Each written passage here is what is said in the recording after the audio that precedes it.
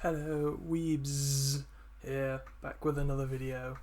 Rock Lee, failure turned taijutsu expert, would have been a better protagonist than Naruto for the purpose of doing a story about hard work overcoming natural talent. He also makes for a better underdog defying destiny. This is a video going to be split into 3 sections. One on why Naruto doesn't fit these storylines, one explaining how Lee does, and finally one about my basic thoughts on how the story might have gone with Lee as the main character. To begin with, Naruto was never at a significant disadvantage ability-wise compared to the rest of his class. Now, you could say he didn't have a family to train him, or that he couldn't perform the clone jutsu because he had too much chakra and not enough control. But I would argue that most children who didn't have parents or were not part of a clan didn't get significant training from their parents, meaning he is only at a disadvantage to the clan children, which it just so happens the story focuses on.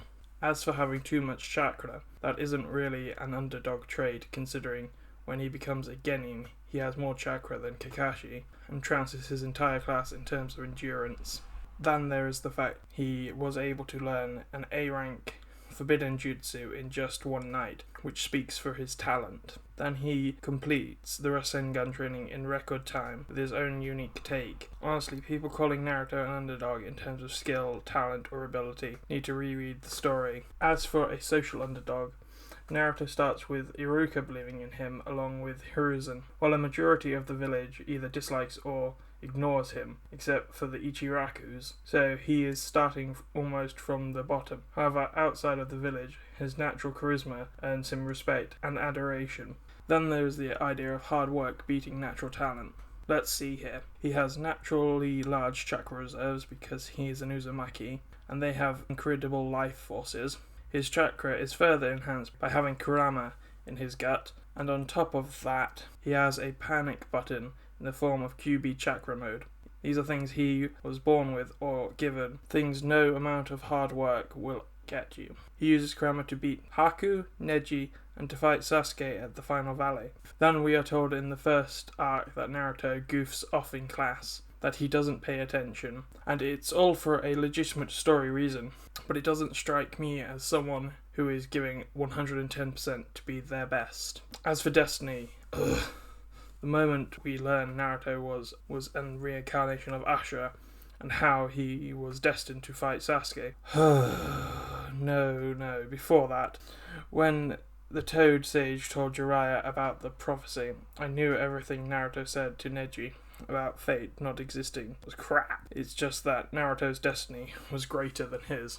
Then in part 2, near the end of the story, he just gets power-ups after power-up. Kurama, after hating him for years, turns around and decides to help him. Then he gets Sage of Six Paths chakra, and chakra from all the other tailed beasts. But before any of this, he gets Sage mode, which only people with immense chakra levels, which isn't something you can just train for. Lee has no ability to use nin or genjutsu, effectively, removing 2/3 of a ninja's combat options. Beyond this, it has never been stated that Lee has a superior set of genetics, which make him faster, stronger, or more suited to taijutsu overall. His classmates believe there is no way he can become a ninja. He isn't acknowledged for potential until Guy Sensei comes along, and even then Guy admits Lee has no natural talent, only a strong will to keep moving forward. In fact, his taijutsu was below average at the academy. Because Lee starts with nothing, he had to try 10 or more times harder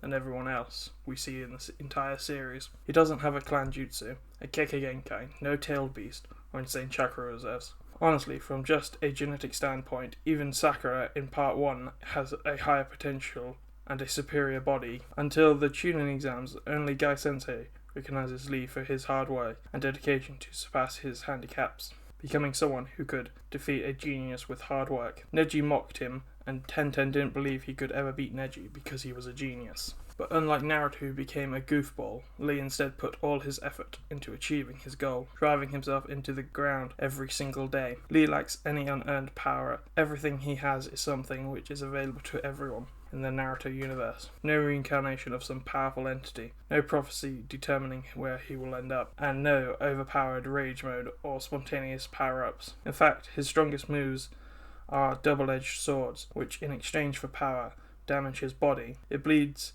far better into his story of an underdog compared to Naruto's freely given strength. I'd like to begin this section by saying I'm not a professional writer, and Kishimoto made a very successful series, so I severely doubt that I will be able to create a story as good as he did with Naruto, so I won't even try, only providing some arc ideas and a brief explanation of how the arcs might go. The Academy arc will be the first one, only a few chapters, just getting to know Lee's character a bit, see how the other kids discriminate against him, and get a slight indication of how being unable to use nin or genjutsu is a major disadvantage to anyone who wants to be a shinobi. Next could be a saga called the Team Formation Saga, with Lee and Neji butting heads over their different ideologies, with Guy encouraging Lee to keep moving forward, and Tenten indirectly reinforcing Neji's thoughts. This saga would be, of course, made up of smaller arcs which slowly see them beginning to appreciate each other's abilities without fundamentally changing their beliefs. It would involve a lot more focus being put on the inequality of the Hyuga clan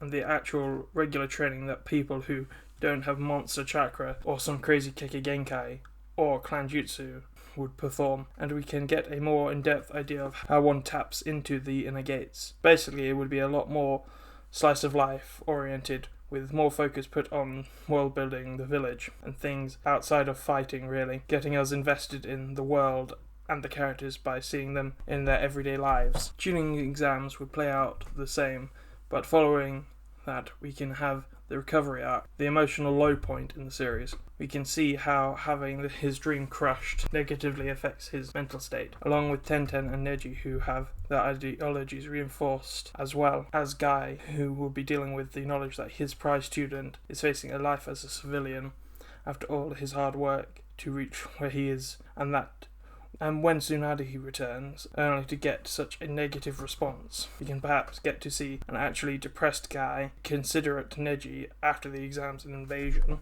This is just a basic story outline, which could be expanded on with ease, and as I said before, I'm not an author. Also, I acknowledge that if the main character was Lee, the story would likely be shorter, probably ending around the Uchiha retrieval arc. This series would have acted most likely as a side story to the Naruto series, focused more on Lee. See you next time, weebs, signing off, and don't forget, embrace your weebdom.